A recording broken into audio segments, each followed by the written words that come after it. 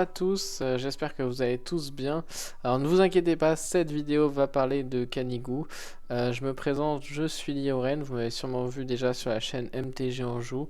Je prends juste un peu de temps, si vous voulez vous pouvez passer, aller directement voir la decklist de Canigou, mais je voulais vous partager avec vous la création de ma chaîne YouTube et surtout son impact et les changements qu'il va y avoir. Donc je vais moins m'occuper de la chaîne MTG en joue et je vais ramener pas mal de contenu sur ma chaîne, notamment parce que je préfère que la chaîne MTG en joue reste au nom de l'association. Et là, ce que je vais vous présenter, c'est un projet perso que j'ai sur Twitch avec une personne qui m'a beaucoup aidé à me lancer, qui est Caméléon Web Design, donc qui s'est chargé un peu de la charte graphique et de ce que vous voyez à l'écran. J'espère que ça vous plaît.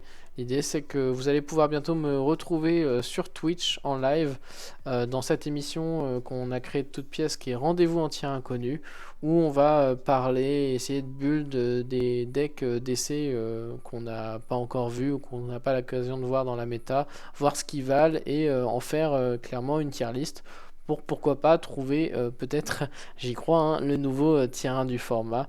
Vous savez que je suis assez friand des builds un peu extravagants et des choses qui marchent. Je vous avais proposé Canigou il n'y a pas si longtemps sur la chaîne MT J'en joue. Là on va en reparler parce que j'ai récemment fait top 8 avec. Et la liste, j'ai pu la mettre à jour avec Duxmoon et je voulais vous partager un peu tout ça. Donc voilà, si ça vous intéresse, si vous êtes assez friand de nouveaux builds, etc., n'hésitez pas à nous rejoindre en tout cas sur Twitch le 13 et 27 novembre pour les premières. Et sinon, et sur la chaîne même Turbo Commander, je fais un peu de la pub pour la chaîne à côté, où vous pourrez retrouver justement les liens d'inscription et les decklists qu'on va jouer, que vous aurez aussi en live. Et sinon, eh bien, on va passer tout de suite sur la decklist de Canigou et sur ce fameux top 8. Et sur cette chaîne YouTube, vous pourrez également retrouver de toute façon les rediffusions pardon, du live Twitch. Voilà. Je vous dis à bientôt et on se retrouve tout de suite pour la decklist de Canigou. Et me revoilà. Alors bonjour, on va parler du coup aujourd'hui de la decklist que je vous avais présentée il n'y a pas si longtemps, qui est Canigou, donc Dogmeat en anglais. Pour ceux qui n'avaient pas vu la première vidéo, je vais éviter de me faire une redite, ça va pas être le but. Là, on va surtout parler de mon top 8, donc des retours aussi des matchs que j'ai fait, de ce que j'ai apprécié dans ma liste, de ce qui m'a moins plu, et aussi des changements récents qu'il y a eu avec Duxmoon, parce que je vous l'avais présenté avec MH3. Bon, Bloomborough, ça a été globalement, il n'y avait pas grand chose pour la liste. Je pense que Duxmoon a apporté beaucoup plus de choses. Voilà, donc ça y est, on y est. Premier tournoi hein, d'ailleurs de l'année en duel commander. Franchement, j'y suis allé sans vraiment attendre quelque chose. Mais généralement, Saint-Nazaire, c'est un endroit que j'aime bien et c'est un peu là où j'ai fait mes premiers top 8. Donc j'étais content d'y retourner. J'ai joué un peu sans pression et voilà. C'est d'ailleurs la dernière fois que j'avais fait top 8 à Saint-Nazaire, c'était encore avec un deck Naya. Et à l'époque, je vous avais dit, je jouais Minsk Beloved Ranger, donc la version Naya de Minsk, le deck un peu combo. Et donc là je suis revenu avec Dogmeat parce que je jouais le pack depuis tout l'été je suis très content de ce qu'a pu faire le pack et on va justement parler de ce pack. En tout cas pour ceux qui voudraient voir la liste et l'explication vraiment complète de la liste, je vous invite, je vais mettre la vidéo de la chaîne MTG en joue directement en description, vous pouvez la retrouver, comme ça vous pouvez voir un peu globalement toute la structure du pack est restée la même, parce qu'il y a eu des gros changements sur la structure avec MH3, là on va juste avoir quelques bons ajouts qui vont s'ajouter à Duxmoon, et après on va échanger un peu sur ce que j'ai pu aimer dans la liste et ce que j'ai moins aimé. Voilà, en tout cas, je suis assez content. On a notre petite image, Dogmeat, 1,8%. Pour l'instant, il n'y en a qu'un. Et encore que même, si vous regardez, c'est assez rigolo. Parce que du coup, c'était sur le tournoi de Saint-Nazaire, donc tournoi des mages. Et donc j'ai fini troisième en plus, donc quand même plutôt un beau résultat. Défaite, c'est contre Feillac qui a été joué par Lionel, Lionel qui est un gros joueur de là-bas, qui est dans le coin, qui est d'origine de Saint-Nazaire et qui fait souvent des top 8 hein, là-bas et même ailleurs. Voilà. Ça fait longtemps qu'il n'avait pas joué en DC, mais il a toujours un très bon niveau et Felia est vraiment un très bon deck. On s'est battu entre Dogo, on a dit qui a le meilleur Dogo. sur cette game, c'était lui. Je pense que globalement, il a eu des très très bonnes sorties. On développera plus tard. Et surtout le toss qui joue beaucoup, hein, notamment dans Felia, parce que Felia avec le toss, ça part vraiment très vite si on a les cartes qu'il faut. Voilà. Donc je finis troisième et c'est assez rigolo parce que le deck est tellement un peu inconnu du grand public que même MTG Top 8 ne met pas le nom du deck, donc c'est bien quand même. Si vous cliquez, il y a bien Dogmeat, mais on peut dire que j'ai presque fait Top 8 sans deck pour MTG Top 8. Donc je vais aller sur le deck, voilà. Donc voilà, on a tous les terrains. Ah, on voit pas le commandant. Dogmeat, donc pour ceux qui savent pas, je vais faire rapidement une redite sur Dogmeat, même si j'ai déjà expliqué un peu tous les détails dans la précédente vidéo. Mais Dogmeat, qu'est-ce que c'est? C'est une 3-3 pour 3 en Aya, qui a directement un effet sur le champ de bataille. C'est généralement ce qu'on aime bien, hein, des effets directs. Donc son premier effet, c'est quand elle entre sur le champ de bataille, on meule 5 cartes et on peut retourner un aura ou un équipement de notre graveyard dans notre main. Donc ce qui est intéressant dans cet effet là, c'est que ce n'est absolument pas parmi les 5 cartes, et ça va avoir beaucoup d'importance qu'on peut récupérer l'aura ou l'équipement. On peut le récupérer de bien avant, et d'où l'intérêt aussi, on va voir, de certains auras qui se sacrifient, ou même de certains équipements qui se sacrifient. Et surtout, ça ne cible pas, donc on se retrouve à pouvoir récupérer vraiment ce qu'on veut sans être trop gêné par la Gravate. Voilà. Après, bien sûr, la Gravate va être quelque chose d'impactant pour le paquet parce qu'on va avoir toute une autre dimension qui joue autour du Grave. Mais en tout cas, l'effet de Canigou, lui, il est assez. C'est ça qui est assez bien, c'est qu'il passe un peu au travers des Gravates. Et ensuite, deuxième effet, quand une créature qu'on contrôle est enchantée ou équipée et qu'elle attaque, et ben si on a notre commandant en jeu, on crée un Junk Token. Un Junk Token, qu'est-ce que c'est? Bah, c'est tout simplement un artefact qu'on peut sacrifier sans payer de mana, et on exile le top card du dessus de notre librairie, et on peut la jouer ce tour-ci. Voilà. Et on peut le faire que en sorcerie, donc on peut pas le faire durant le tour de l'adversaire. Ça c'est un peu dommage, on va voir que c'est... ce qui peut un peu embêter Canigou, c'est qu'on n'a pas énormément de réponses en éphémère, mais par contre on a vraiment pas mal de réponses autrement dans le pack. Et voilà, hein. Sinon c'est ça. Et qu'est-ce que j'allais dire? Et oui, après, pareil, les cartes qu'on va caster en exilant l'artefact, en exilant la top card, elles sont quand même soumises aux contraintes de cast. C'est-à-dire que si c'est une créature, c'est pendant la main phase, etc. Voilà pour le commandant. Donc il est surtout là en fait pour draw des cartes, faire de la value. C'est plutôt un commandant utilitaire qu'un vrai commandant qui gagne tout seul.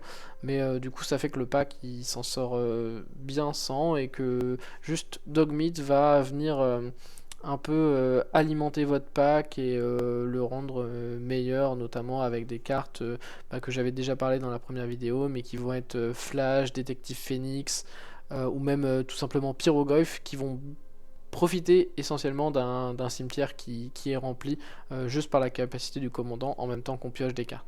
Voilà. Pour ce qui est des nouvelles cartes qu'on a eues en Duxmourn, franchement c'était plutôt sympa. J'en ai essayé plusieurs et au final j'en ai gardé, je crois, que 3 ou 4.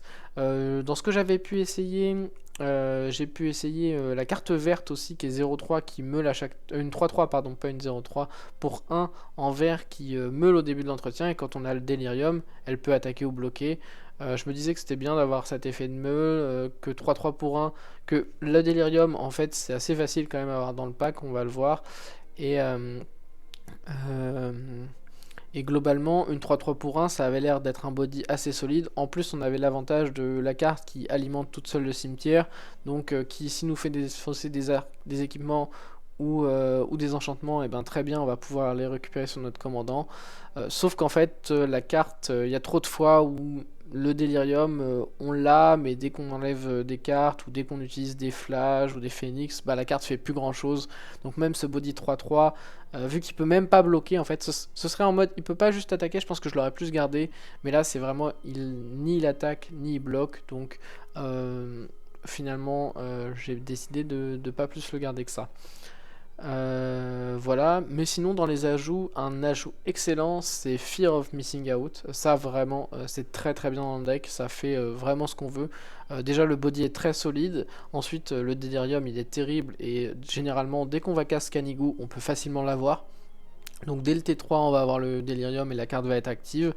Et ensuite, c'est très facile sur la carte de se dire, bah ok, je défausse un équipement, un enchantement que je vais récupérer plus tard, et derrière je draw. Donc c'est presque comme si c'était juste, quand ça arrive, ça draw, parce que la discard, eh ben, on va faire indirectement de la value, vu qu'on va pouvoir rejouer le commandant pour aller récupérer potentiellement ce qu'on a discard. Donc on a énormément de cartes à discard, on n'est vraiment pas gêné par cet aspect-là du deck, et en plus on arrive facilement au Delirium. Donc ça, très très bonne carte, franchement, j'ai été ultra satisfait de ce qu'elle a pu accomplir au tout, dans tous les matchs auxquels j'ai pu la jouer. Franchement, elle a aussi bien contre Mono Rouge que contre Elminster, ça a été vraiment très très fort. Mono Rouge, typiquement, j'ai réussi à récupérer Shadow Spear sur Kanigu tout en ayant un Delirium. Derrière, j'ai fait Shadow Spear dessus, deux phases d'attaque, et voilà, Mono Rouge peut jamais revenir de ça. Et bah, typiquement, voilà, contre des match-ups beaucoup plus contrôle, on a une carte qui attaque deux fois. Potentiellement, même si elle est boostée ou équipée, ça devient. Et je crois que je l'avais fait d'ailleurs avec le détective Phoenix à un moment. Et si on a le Delirium et que le détective est dessus, on fait des phases d'attaque énormes. Donc vraiment très très bonne carte. Voilà, qu'est-ce que j'ai eu comme ajout en plus? Alors voilà, on a eu aussi Chainsaw. Chainsaw, au début que je ne voulais pas spécialement jouer parce que pour le détail de la carte, en fait, c'est un artefact équipement, donc ça c'est très bien. Et quand elle arrive en jeu, elle a l'effet de mettre 3 sur une créature. Globalement, on peut se dire, bah c'est très bien, encore une fois, d'ailleurs c'est. Je vais encore revenir un peu sur la vidéo précédente, mais l'idée de la decklist, c'est tout simplement de récupérer, non pas de jouer un pack qui est autour du commandement en mode on va buffer des grosses créatures avec plein d'enchant aura, mais beaucoup plus de jouer des équipements et des enchant aura de gestion. Donc ça rentrait très bien dans le plan de jeu. Au début, j'avais hésité à la jouer parce que pour autant, ce qui m'embêtait sur la carte, c'est que pour profiter de l'équipement, il faut équipe 3. Et équipe 3, c'est vraiment très cher. Le seul équipe 3 que je jouais avant, c'était globalement Pre-War for Malware, sauf que Pre-War for Malware, eh bien, il s'équipe automatiquement. Donc l'équipe 3, on le fait presque jamais. Là, globalement, il n'y a pas d'équipement automatique, c'est juste quand ça arrive, ça met 3. En plus, c'est pas en instant, du coup, c'est quand même beaucoup moins bien que des Lightning Helix ou des choses comme ça, même si ça reste un équipement.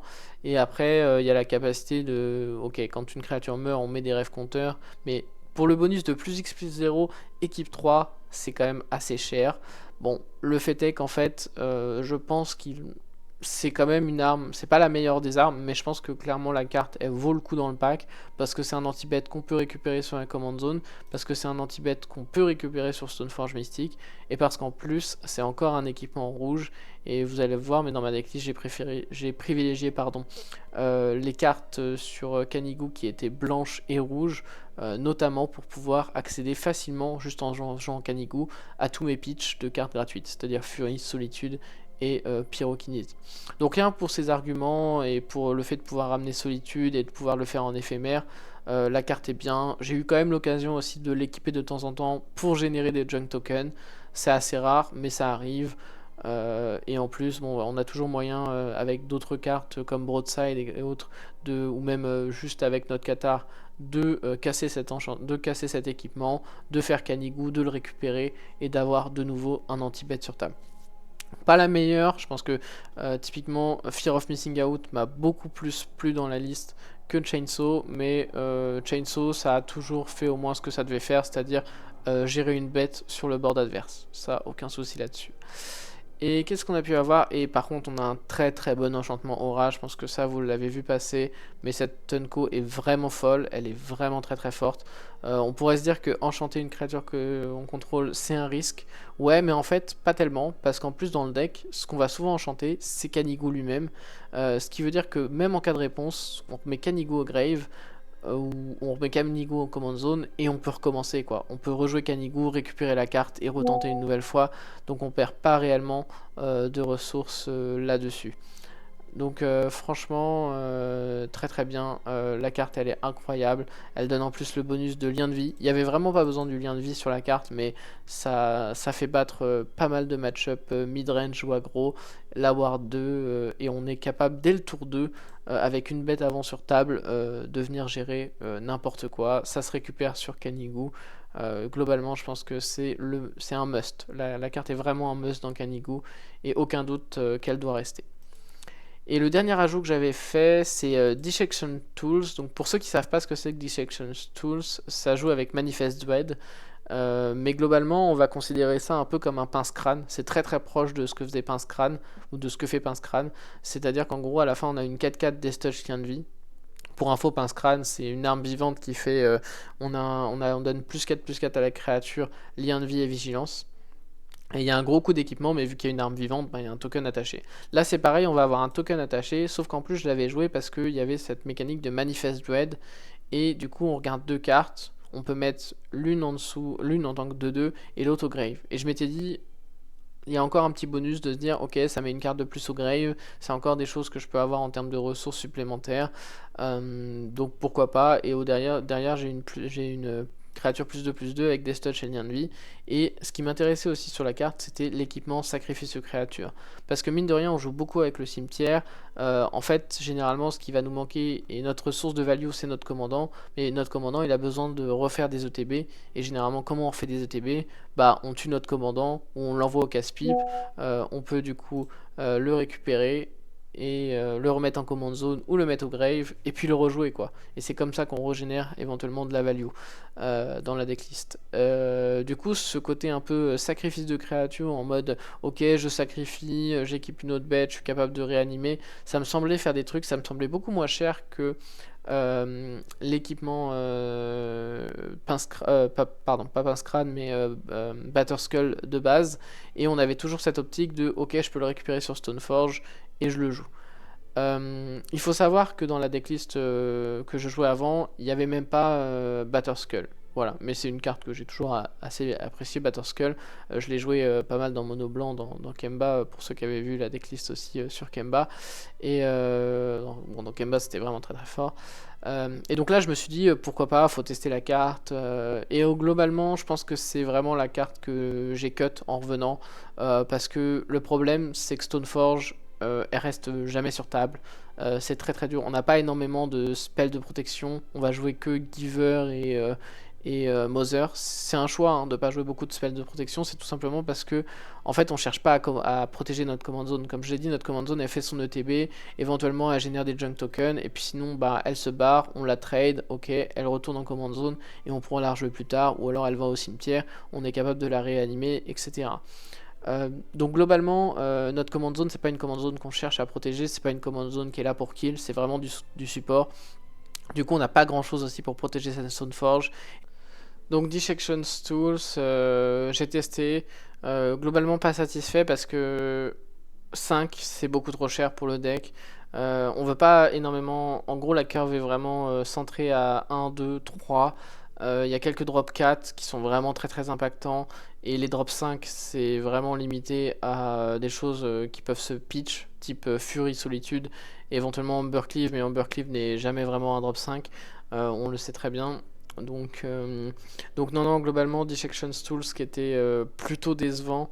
Il y a une fois où ça m'a permis un peu de sortir d'une situation un peu compliquée contre Aragorn, mais je pense que j'aurais pu avoir d'autres options, d'autres choix, et ça se serait mieux placé. Globalement, c'était souvent une carte un peu morte en main ou trop chère. Par rapport en plus au match-up que j'ai rencontré. Donc c'est une carte que j'ai cut. Par quoi j'ai remplacé? Pour l'instant c'est compliqué. En fait je voulais au début essayer de quand même garder, parce que j'avais dans ma decklist j'étais à 20 équipements, enfin j'étais à 20 équipements plus enchantement aura, ce qui me donnait 20 cibles pour Kanigu. Ça me semblait être vraiment le bon nombre. Je pense qu'il faut être entre 18 et 20.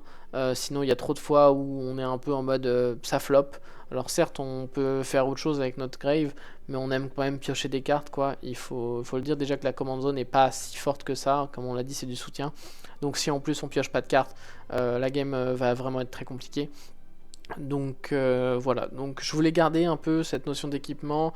J'ai essayé d'autres équipements parce que des équipements qui m'ont beaucoup plu, qui ont vraiment fait le taf, c'est des équipements qui s'auto-équipent. Donc comme celui-là, mais celui-là coûte beaucoup trop cher. Donc on a des plus petits équipements à 2 qui s'auto-équipent. On a celui de Fort Mirrodin qui fait une 2-2 rebelle, et quand on attaque avec une bête équipée et une autre bête, on pioche. Bon, le problème c'est que le scénario où on attaque avec la bête équipée et la bête, C'est rare, quoi, c'est assez rare, donc la pioche on en profite pas trop. Et sinon, c'est juste faire une 2-2 pour 2. C'est pas si mal, mais c'est pas si mal parce qu'en fait, ça se curve quand même assez bien avec commandant. Et derrière, on a accès du coup à la génération d'un junk token, donc pourquoi pas. Mais globalement, pour l'instant, les slots, voilà, je suis assez mitigé. Je teste aussi Unholy Hits parce que je me suis rendu compte quand même que, comme je l'ai dit, un des points qui a été un peu dur, et notamment contre Felia, c'est que j'avais assez peu de réponses en éphémère. Euh, et du coup, j'ai vraiment plein de réponses. Je suis capable de répondre à beaucoup de situations, à beaucoup de choses, que ce soit des enchantements, des artefacts, Parallax Wave. Enfin, vraiment, on perd sur assez peu de cartes. On perd souvent, éventuellement, sinon sur des lands, parce que on n'a pas vraiment de gestion de land, mais ça, c'est comme beaucoup un peu de deck midrange, hein. Gérer des lands, ça a toujours été compliqué. Pour autant, je pense que c'est vraiment pas une liste où on veut jouer Bone Crusher, parce que Bone Crusher, c'est vraiment une bête qui va rien faire à réanimer. Donc en fait, l'essentiel de nos bêtes, elles font des choses où elles sont impactantes directes. Donc pour ça que j'ai pas choisi de jouer Bone Crusher, mais pourquoi pas. Euh, je pense que Land n'est pas assez représenté encore comme archétype, et je pense qu'on a moyen autrement d'aller chercher Land. Donc voilà, même si ça reste clairement pas le meilleur match-up. Et sinon, vraiment, on a des réponses pour tout. Et après, c'est toujours les decks combos qui peuvent être un peu compliqués. Parce que justement, là, il nous faut des réponses en éphémère. Alors, on va quand même avoir des choses en éphémère, hein, type Sword, les Lightning Bolt, Pyrokinésis, Solitude. Ou même, comme je disais, utiliser Stoneforge pour utiliser nos anti-bêtes, artefacts et équipements en éphémère. Même éventuellement Swift Reconfiguration des fois, ou même Parallax Wave qu'on peut jouer, qu'on peut utiliser durant le tour de l'adversaire. Mais ouais, je trouvais que je manquais un peu de réponse en éphémère, donc là je teste Unholy Hit, parce que comme je disais, 6 quand même, mettre 6 dégâts pour 1, c'est vraiment très fort pour gérer créature ou Planeswalker en plus. Et on est facile au délirium normalement. Donc, et en plus, ça peut permettre éventuellement de gérer des plus petites menaces early pour pas très cher en éphémère. Et ça, c'est aussi intéressant. Dans les changements que j'ai fait un peu, j'ai juste aussi rajouté Avacyn Pilgrim. J'ai remis un peu d'elfes. J'avais beaucoup cut les elfes. Là, j'ai juste. Bon, j'ai remis un peu d'elfes, j'en ai rajouté un. Parce qu'en fait, une carte qui était assez moyenne que je jouais avant, c'était notamment le Vengevine. Vengevine qui est en vert et qui est une carte qui peut revenir du cimetière si on joue deux créatures. Le problème c'est qu'en fait, pour pouvoir entrer les slots d'équipement, de nouveaux équipements et d'enchantement aura, j'ai dû cut des créatures. Donc Vengevine, j'avais de plus en plus de mal en fait à juste caster deux créatures pour pouvoir le faire revenir. C'était souvent une 4-3 pour 4 au cimetière qui revenait pas. Et en plus, vu que nos réanimations en blanc, elles sont principalement sur des CCM 3 ou moins, il n'y avait aucune possibilité de ramener Vengevine depuis le cimetière. Voilà. Voilà pour ça. Donc, je pense qu'on a fait un peu le tour sur les ajouts de Duxmourn, mais vraiment, les bons ajouts, c'est Shelter by Ghost que je conseille vraiment. Chainsaw, je pense que c'est pas le meilleur ajout, mais je pense que c'est un peu obligatoire si on joue ce genre de decklist. C'est vraiment ancré pour la decklist, je pense. Clairement, ça rentre dans le plan de jeu de la decklist. Et Fear of Missing Out qui a vraiment été très fort. Après, voilà, il y a sûrement peut-être aussi d'autres cartes qui peuvent se tester. Moi, je vous dis, j'ai testé aussi la 3-3 verte pour 1 ou d'autres choses avec le Delirium qui pourraient rentrer dans la decklist. Mais voilà, les slots restent toujours un peu compliqués. Donc la seule carte vraiment qui m'a déçu dans ce tournoi, en tout cas dans les nouvelles cartes, c'est Dissection's Tools. Et sinon, dans les cartes ou dans les slots que j'aurais pu revoir, j'ai pas vraiment grand chose. Je pense que tous les autres slots sont bien. J'ai eu du mal un peu à trigger Renegade Railer, mais le truc c'est que quand on le trigger, par contre, c'est tellement fort et ça fait tellement de choses. Rien que ramener Survie du plus apte, qui est une carte fantastique dans le deck. Euh, donc, non, globalement, je suis assez satisfait du paquet. Franchement, comme je vous le dis, le paquet il a bien tourné toute la journée. Donc, c'était un petit tournoi, hein, c'est un tournoi de 32 joueurs, mais c'était un de mes premiers tournois de l'année, c'est quand même 5 rondes. Pour vous donner le score, donc en fait, je sors des rondes en 3-0-2. En fait, je suis en 3-0-1. Et du coup, à la fin, on est tous. Il y a des trois. Ils ont déjà, je crois, déjà fait draw. Ils ont déjà fait intentional draw les 4 qui étaient en 3-0. Nous, on remonte en 3-0-1. On peut aussi faire intentional draw et quasiment lock le top 8. Je crois qu'il y a juste un gars qui a dû se battre parce qu'il était contre un mec qui était en 3-1. Donc lui, il fallait qu'il gagne pour pouvoir monter. Quand je dis 3-1, c'est vraiment une défaite, alors que nous on était sans défaite tous. Donc du coup je finis les rondes en 3-0-2. Pour mes victoires, donc il y a une draw qui a été un peu intentionnelle, enfin qui est la draw pour se qualifier pour le top 8. Et sinon, j'ai rencontré du coup en ronde 1 Jury. Donc jury qui a été voilà, il n'y a pas eu de jury, c'est pas un match-up si facile que ça pour le deck parce que les mécaniques de sacrifice comme ça en mode en réponse aux exils, s'il a le trigger de sacrifice, bah nos exils ils sont un peu moins puissants ou nos effets d'enchantement aura exil ils sont moins impactants. Sinon normalement ça se passe assez bien. Mais globalement ouais, il a eu du mal en fait à trouver ses moteurs de sacrifice. J'ai eu un peu peur un moment sur une Zuranorb, mais au final, bah, il n'avait pas le moteur de sacrifice à côté. Moi, je fais de la value, je trouve mes anti-bêtes et ça se passe bien. Sur la 1, je garde une main qui est un peu greedy avec justement un land. Mais en fait, j'ai déjà mulligan, je crois que je suis en mulligan 5 déjà.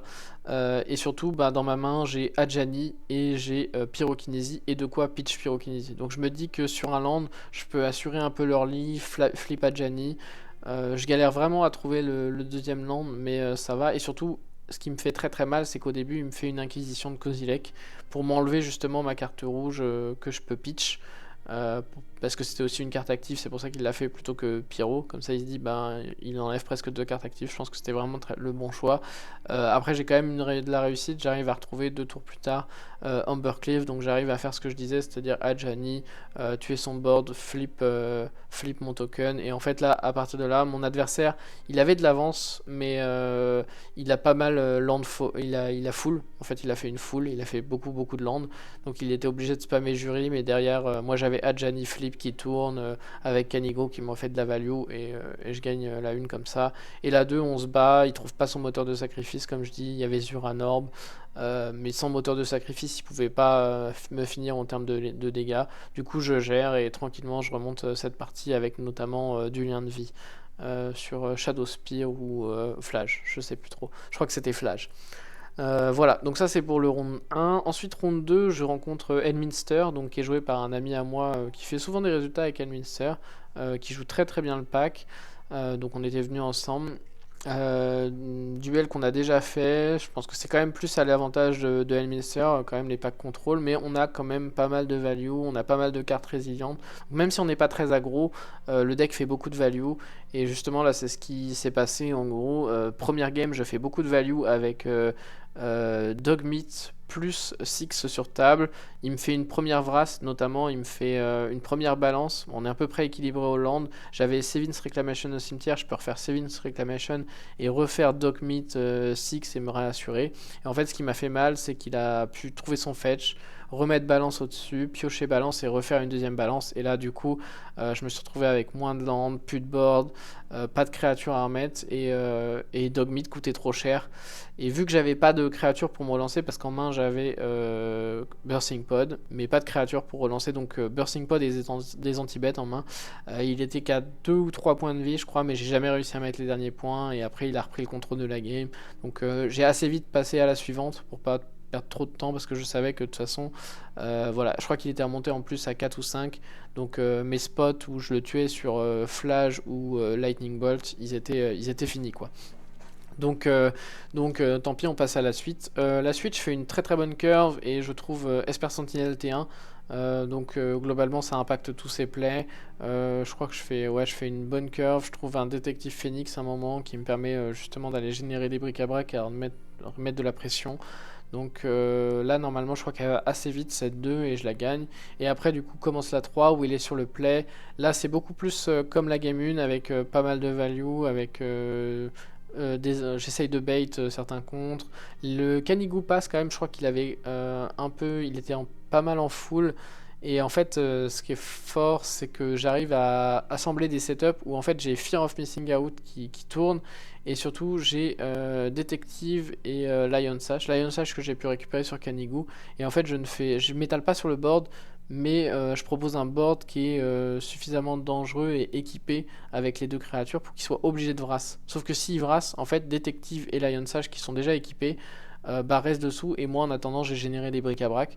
Donc voilà, c'est ce qu'il essaye de faire, sauf que bah, derrière Lion Sash, je fais grossir Lion Sash, je lui mets des points, j'ai encore des cartes sur bric-à-brac, et je crois que voilà, du coup ça suffit à finir la game derrière. Peut-être avec Broadside, je sais plus. Mais voilà. En tout cas, ça me donne la win sur ce spot parce que justement, j'ai réussi à me prévenir de Vras en équipant des créatures telles que Détective et Lion Sash. Donc là, on est à 2-0, donc très bien. Bonne lancée, je suis content. Pour l'instant, le pack répond bien. À part là, j'ai fait une petite death à la une contre Jury, mais malgré ça, j'ai réussi à gagner, à m'en sortir sur la game. Donc sinon, globalement, plutôt des très belles parties. On passe sur la ronde 3 où j'affronte Slimfoot, donc un deck que je connais bien, pareil, qui est pas mal joué dans mon association, donc je sais ce qu'il faut faire. Globalement, je sais que moi, ma menace, c'est qu'il faut pas que je laisse les Dork T1. En fait, s'il fait Dork T1 dans Slimfoot T2, généralement le board prend trop de place.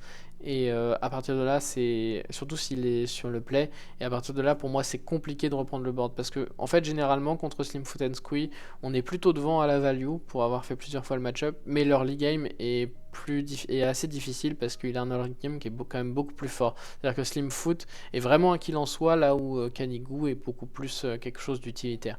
Mais pour autant, on a quand même beaucoup d'armes contre Slimfoot parce qu'on a toutes ces gestions enchantement aura exil et toutes ces petites gestions justement pour aller chercher les dorks et éviter que ça parte trop vite. Euh, donc ce qui se passe, c'est que à la une, c'est quand même moi qui commence. Mon adversaire mulligan à 5, donc il n'a pas une main où il peut faire dork, il fait une inquisition de Kozilek, où en fait il peut m'enlever, je sais plus ce qu'il m'enlève sur cette inquisition. Je crois qu'il m'enlève mon accélération, mais bon, c'est pas très grave. J'ai encore T2, T3 grâce à Qatar Commando. Ouais, je crois qu'il m'a enlevé une gestion. Je crois qu'il m'a enlevé une gestion genre Sword ou quelque chose qui exilait son board. Mais j'ai encore Commando Qatar, voilà. Et un autre drop 3, je me rappelle plus. Mais en tout cas, je vais pouvoir faire du coup T2, Commando Qatar. Il va me jouer juste une carte, un tour 2 qui est capable de casser les enchantements. Je vais essayer de le gérer parce que c'est quand même une carte qui m'embête. Surtout qu'à un moment, il va me proposer un trade avec Qatar Commando. Voilà, il va me proposer ensuite une autre créature, mais que je vais pouvoir Lightning Bolt, je crois. Donc du coup, il est à 3 mana, il est sur board, enfin le board est vide à ce moment-là, et moi je peux arriver à mon quatrième mana et j'ai Minsc and Boo en main. Donc j'ai ce Noxus Revival parce qu'il n'avait pas défaussé. Je pense que l'erreur qu'il a faite peut-être c'est qu'il n'a pas défaussé ce Noxus Revival. Donc la carte qui m'a défaussé, au final, sur l'Inquisition, j'étais capable de la récupérer avec ce Noxus qui récupère ce que je veux. Donc en fait, Noxus va juste pouvoir me récupérer. Là, je vais juste récupérer un fetch pour être sûr d'avoir mon quatrième land et installer un Minsc and Boo sur bord de vide parce que je suis quasiment sûr que ça peut me donner la game. Et globalement, c'est ce qui s'est passé vu qu'on était tous les deux avec assez peu de ressources. Lui, il avait mulligan à 5 et moi, il m'avait fait défausser ma main. Ben, je me retrouve avec un Minsc and Boo qui tourne tout seul et qui est pas géré et qui du coup gagne la game. Donc ça, c'était pour la game 1. Game 2, il se passe ce que j'avais dit. Je garde une main qui est, qui est ok, qui serait ok sur le play, mais où j'ai pas de réponse à son elfe directement T1. Voilà. Après j'ai des bonnes menaces. Je crois que j'ai Felia dans la main. Donc Felia Kanigu ça marche bien. Je crois que j'ai aussi, je me demande si j'ai pas Flage. Donc j'ai quand même des gestions, mais des gestions un peu tardives. Et j'ai surtout peur un peu de Dork T1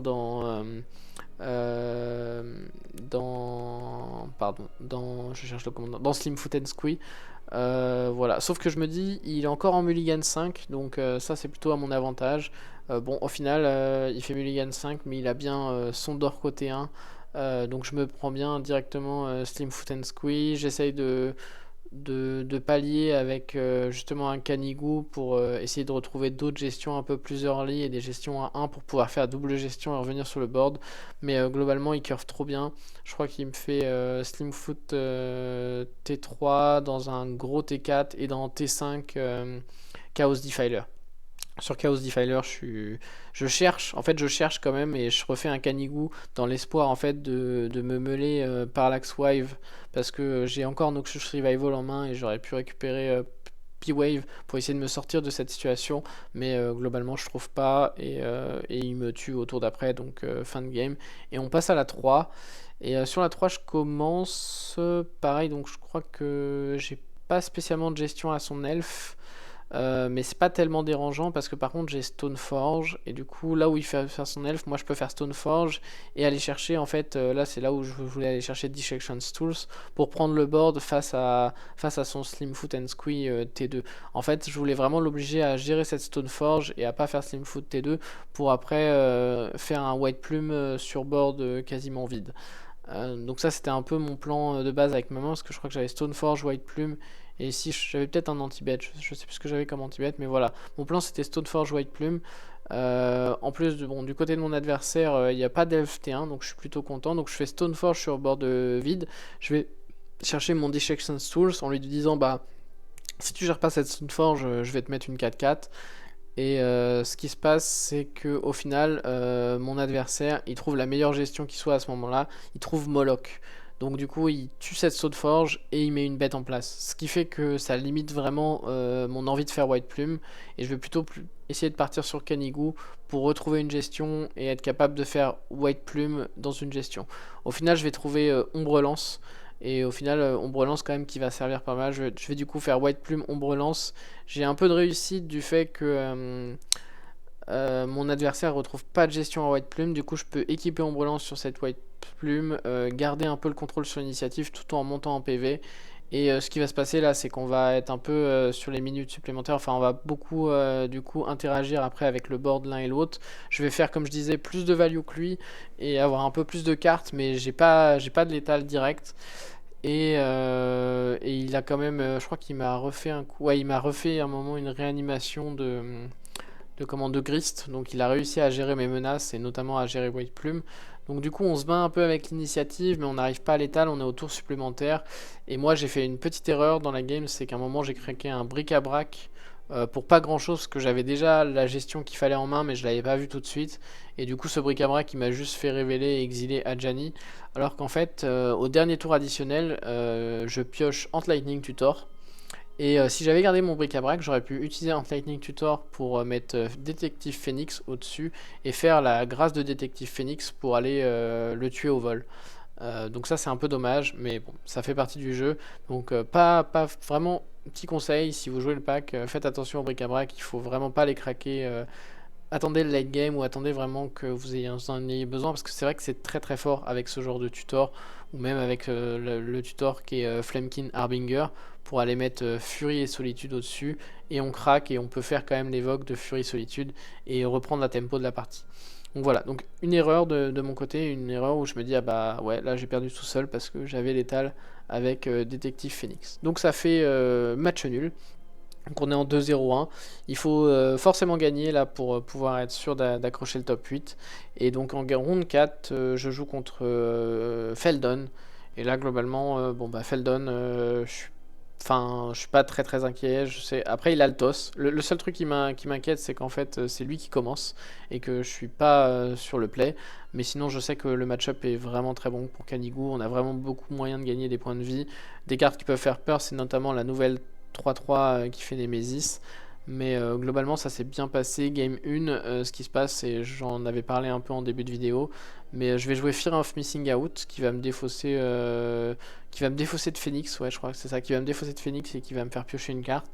Et derrière, je vais avoir Canigou, je vais avoir très vite le Delirium avec Dragon's Rage Channel aussi, donc deux cartes de Delirium. Dragon's Rage, je vais pas trop, enfin, je vais attaquer avec, mais en fait, ce que je vais faire, c'est que je vais utiliser la capacité de Fear pour détaper Dragon Rage et du coup me permettre d'aller, parce qu'il avait des créatures volantes, donc du coup, ça m'a permis de bloquer pas mal ces créatures volantes. Et derrière, ça se résout en fait fin de game sur Shadow Spear. Quand je joue Shadow Spear et que j'équipe directement à Fear of Missing Out et que je fais deux phases d'attaque. Parce que là, je regagne 6 ou 7 points de vie. Ouais, 6 points de vie, je crois. Et bah voilà, je passe de 6 à 12 avec un Feldon qui a plus de cartes en main. Donc à partir de là, il sait que c'est terminé. Surtout qu'en plus en main j'avais encore un Cosmic Rebirth donc qui me faisait gagner 3 points de vie supplémentaires et qui me faisait réanimer une autre bête donc là c'est fini et Game 2, qu'est-ce qui se passe? Game 2, ce qui est très fort c'est que j'ouvre une main avec Swift Reconfiguration donc sur son Feldon T2 je fais Swift Reconfiguration et il a plus de command zone. Il a réussi à mettre quelques points, mais il a manqué de value, il a pas pu rejouer sa command zone, il a trouvé quand même pas mal de land. Et derrière, moi je suis un peu peiné sur mes lands, mais encore une fois, derrière j'arrive à tuto flash. Du coup, je tuto flash sur cost de gestation, je crois, on sacrifie un drop 2, je regagne 3, il va au cimetière, tour d'après, je rejoue flash, et là, à partir de là, je sais que c'est gagné. Donc voilà, des games assez peu disputés contre Feldon, et où globalement, on est assez devant.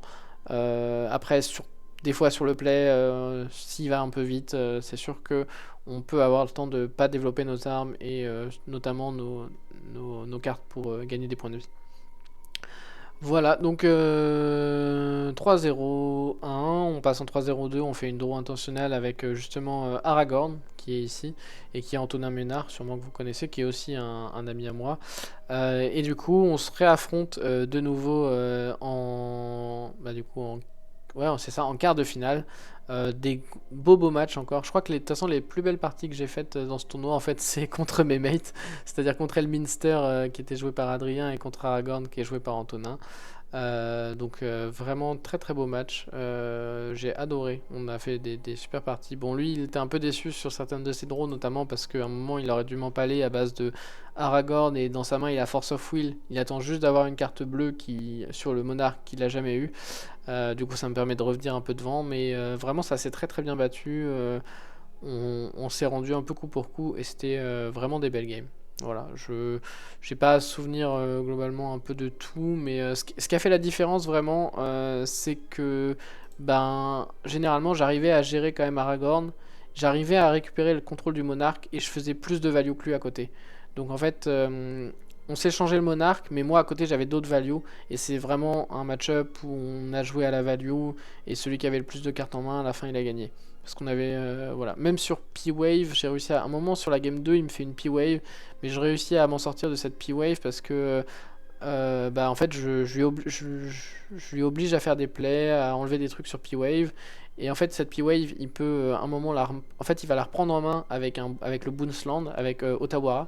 Très bien joué, hein. Il fait Otawara sur P-Wave pour se dire, comme ça je reprends P-Wave, parce que moi j'avais remis forcément mes commandants, etc., mes autres cartes.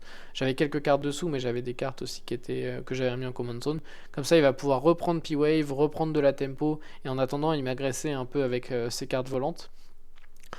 Donc très bien joué ce P-Wave Otawara, mais au moment où il fait P-Wave Otawara, au tour d'après, plutôt que de résoudre direct P-Wave, il veut profiter de cette solitude. Et du coup, moi, l'avantage que j'ai, c'est que à ce moment-là, j'avais en main Ant Lightning Tutor, et je vais pouvoir aller tutor Citizen Scrubba. Cette carte, franchement, elle est toujours bien cette carte, parce que comme j'ai dit, c'est un équipement. Il te fait directement une 1-1, et elle a +1/+1, donc c'est une 2-2. Mais en plus, c'est une 2-2 qui peut venir. On peut venir engager, payer un blanc, sacrifier Citizen Crowbar pour détruire des artefacts ou des enchantements. Donc en fait, c'est super intéressant dans Canigou, parce que même si vous n'utilisez pas la deuxième capacité de détruire l'artefact ou l'enchantement, comme je disais, vous faites Canigou, vous générez des junk tokens avec. Et puis sinon, en fait, si votre adversaire joue beaucoup d'artefacts ou enchantements, vous pouvez juste casser son enchantement, rejouer Canigou. Vous récupérez la carte, vous la rejouez derrière, et vous êtes encore capable de casser des artefacts ou des enchantements. Pour les jeux qui jouent pas mal d'artefacts ou d'enchantements, c'est vraiment une carte qui revient sans cesse et qui est très très chiante. Et là, l'avantage, c'est que j'ai plus le tuto sur Ant Lightning Tutor, et ce que j'ai fait, c'est que je l'ai joué, et j'ai pu directement mettre mes boots dessus, donc pour donner la célérité, ce qui donnait pas l'occasion à mon adversaire de faire P-Wave et de le remove avant que son effet soit actif. Du coup, j'ai pu directement. Du coup, je les lock en fait sur sa P-Wave. Vous pouvez pas jouer P-Wave tant qu'il gérait pas ça.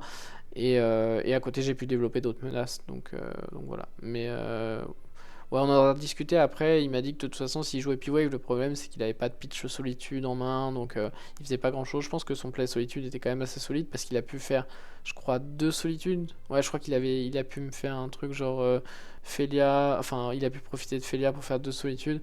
Mais du coup, le fait que j'ai pu me prévenir de P-Wave derrière, j'avais encore une main beaucoup plus pleine que lui. Et je suis revenu sur le board tout en pouvant gérer sa P-Wave. Donc voilà un peu pour le résumé d'Aragorn. Et puis contre Felia, globalement, très bien joué de la part de Lionel, hein. Bon, la 1, je manque un peu de réussite, malheureusement, parce que je trouve que j'ai une main qui est vraiment très très bonne, notamment pour jouer contre lui. Donc déjà, je suis sur le toss parce qu'il était devant moi au niveau des points. Et je commence avec une main où j'ai pas beaucoup de land, mais j'ai Flemkin Harbinger et Adjani. Et du coup, mon plan, c'est de me dire, ok, il joue mono blanc, ça aime pas trop Fury quand même, parce que toutes les bêtes dans Felia, normalement, elles ont pas beaucoup d'endurance. Donc je fais Flamekin, je révèle Fury. Alors forcément, je lui annonce un peu que j'ai Fury et qu'il faut pas trop qu'il s'étale. Mais le truc, c'est que ce qui se passe, c'est que j'ai aussi Adjani, et que du coup, je vais pouvoir remove quelques bêtes à lui, mais surtout flip mon Adjani avant que Felia soit trop impactante ou m'enlève mon token. Tout en gérant ses créatures. Et en plus, vu que Flamekin est sur table, ça veut dire que j'ai un permanent rouge. Et du coup, bah, Adjani va pouvoir faire directement son 0 et gérer Felia par la même occasion. Donc je me dis, le plan est très bien. On y va comme ça. Donc je fais Flamekin, je vais chercher Fury. Derrière, il fait Felia, j'ai Adjani. Je tente Adjani, je tente mon pitch Fury. Et là, qu'est-ce que je prends pas? Eh bien, je prends en réponse il est full tap, hein, mais en réponse, un magnifique révérente mantra. Donc cette carte-là, il enlève une carte blanche et toutes les créatures gagnent la protection de la couleur de mon choix. Donc horrible parce que ça protège aussi du coup mon propre ping sur ma bête de Adjani. Donc je retourne pas Adjani. Et du coup derrière, ben, si Adjani part tourner, Felia peut juste enlever le token pour éviter que Adjani se flippe. Donc l'enfer. Et en plus j'ai pitch ma furie dans rien, dans aucune gestion. Et comme j'ai dit, j'avais pas beaucoup de land en plus. Donc je vais un peu galérer à trouver mes lands. Et lui derrière il va curver, il va faire des effets de boon sur Felia. Cette game 1, sur cette carte, globalement j'ai perdu. Game 2, j'ai une bonne main où je peux accélérer avec un des enchantements aura qui accélère la mana. Là, je sais plus si c'est Utopia Sprawl ou Verdante. Donc je fais ça et en plus j'ai P-Wave en main. Donc je fais ça dans T2 Canigou, dans T3 P-Wave en me disant ok, je fais très vite cette P-Wave, mais en même temps je vais pouvoir gérer pas mal son board, ça va tempo. Et en fait, l'idée c'est qu'au pire, je peux juste réutiliser P-Wave à mon avantage pour exiler Dogmeat et refaire de la value. Donc c'était ça l'idée. Et mine de rien, donc du coup forcément il tempo bien, il me propose pas mal de menaces quand même un peu relou, enfin de play assez intéressant. J'arrive pas à gagner si facilement malgré cette P-Wave T3, ça enfonce pas tellement le match-up. Il attend, il tempo et il arrive surtout à lui-même faire sa P-Wave de son côté un peu plus tard. Et là je me dis ah putain ma P-Wave à moi elle est presque finie. Lui il a sa P-Wave, il avait laissé Felia en plus sous ma P-Wave, ce qui veut dire que si je lui rends ma P-Wave, il peut directement protéger Felia avec et réussir un peu à faire lui des P-Wave en boucle grâce notamment à son commandant qui est Felia. Donc ça me fait un peu peur. Heureusement je trouve cause de gestation, j'arrive à lui proposer suffisamment de menaces pour qu'il enlève tous ses marqueurs de P-Wave avant que la mienne s'en aille. Et du coup l'avantage c'est que je vais pouvoir utiliser COS sur un drop 2 et en fait je vais aller chercher Six. Six qui est une très très bonne carte dans le paquet, hein. J'en parlais dans la vidéo précédente. Et ça va me permettre notamment du coup de, vu qu'on peut rejouer en défaussant des landes n'importe quel non-land permanent, de rejouer P-Wave. Et du coup de boucler dans P-Wave tout en protégeant mon board. En plus vu que j'ai énormément de TB et que derrière je pioche Pyrogoyf, la game passe directement pour moi sur cette bataille de P-Wave. C'était rigolé d'ailleurs cette bataille de P-Wave. Et la 3 il a de nouveau le toss, il fait une curve incroyable. Il me fait T1 Sentinelle, ça m'embête parce qu'en plus j'ai des gestions, notamment une gestion pour Felia, donc je vais essayer de gérer cette Esper Sentinelle. Mais derrière, je prends Felia dans la carte qui me fait défausser dans Gobakan. Ça me fait défausser mes deux seules cartes actives. L'autre carte active en plus que j'avais, enfin l'autre carte que j'avais pioché avec Canigou, malheureusement c'est une carte active mais qui est plus un land. C'est la carte qui est Strength of the Harvest. Donc c'est pas une super carte, mais globalement l'avantage c'est que sur Canigou vous pouvez quand même trouver un land et un biland, ça vous fixe pas mal la mana, c'est toujours intéressant. Bon, sauf que là du coup il me défausse mes deux autres cartes actives et j'ai que des lands en main. Donc du coup je peux pas faire grand chose. Je propose quand même, je crois que je propose quand même un Canigou. Ah oui, non, ça c'était, oui, c'était avant. Non, il m'enlève mes deux cartes. Je propose un Canigou pour essayer de retrouver une carte active. Et bon, la seule carte que je trouve, c'est ça. Donc, pas une carte active très intéressante. Mais bon, j'ai au moins un Canigou qui est 3-3. S'ils veulent l'exiler, je vais refaire de la value pour essayer de passer avec Felia. Là, je vois, il détape, il attaque avec Felia. Il m'avait déjà fait le coup, je pense que je vais me prendre encore la vagabonde, mais je pense que je suis trop derrière de toute façon parce que j'ai plus de cartes en main. Enfin, Gobakan, ça me fait taxer mes cartes à 2, donc je crois que j'avais 2 cartes à 3, donc globalement ça coûte 5. Je suis trop loin derrière, je me dis, faut que j'essaye de trade quand même Felia, parce qu'en fait il a refait encore le blink de Gobakan pour encore m'enlever la carte, la seule carte active que j'avais en main, pas ça, hein, forcément. Du coup, je me dis, ok, je suis trop loin derrière, il faut quand même que je tente ce Canigou, que je force des plays. Bon, bah, il me fait ça. Je suis puni direct, hein, il me fait vagabond, il fait plus un first try. Mais là, globalement, je pense que de toute façon, j'étais trop derrière pour jouer autour de cette carte. Il fallait que je tente un truc. Au pire, c'était peut-être une protection, mais fallait que je tente de forcer des plays du côté de mon adversaire, parce que si je le laissais juste défausser ma main, c'était pas bien. Voilà.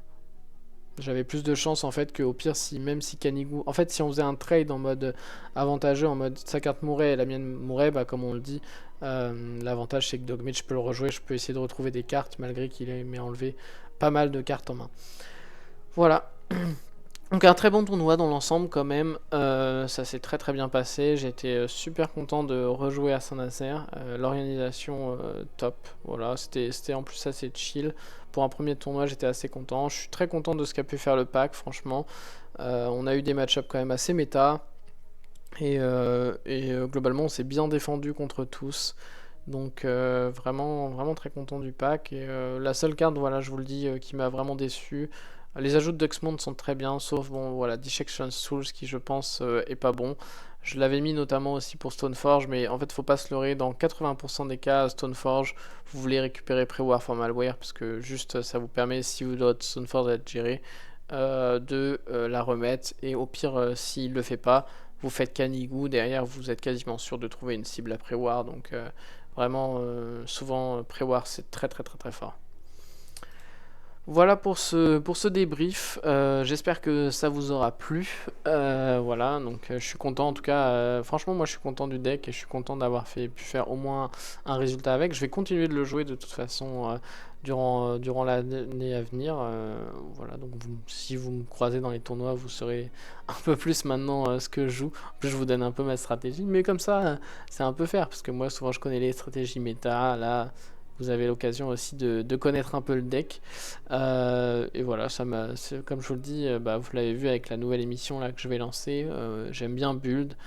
Ça me fait kiffer de build, d'essayer d'avoir des decks qui sont quand même un minimum compétitifs. Je sais très bien que le deck est pas tier 1, qu'on est plus sur un deck rogue, mais je pense qu'il est assez bien monté pour faire des choses et pour qu'on s'amuse suffisamment avec en compétitif, et voilà, que ça permet d'avoir autre chose.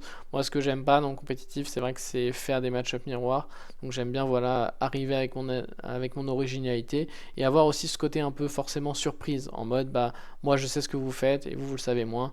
Alors forcément, au travers de cette vidéo, je vous explique un peu les tenants et les aboutissants du deck, mais c'est aussi pour bah, vous permettre d'apprendre et de tester le deck si ça vous donne envie, et pour faire du contenu, parce que le but aussi, c'est...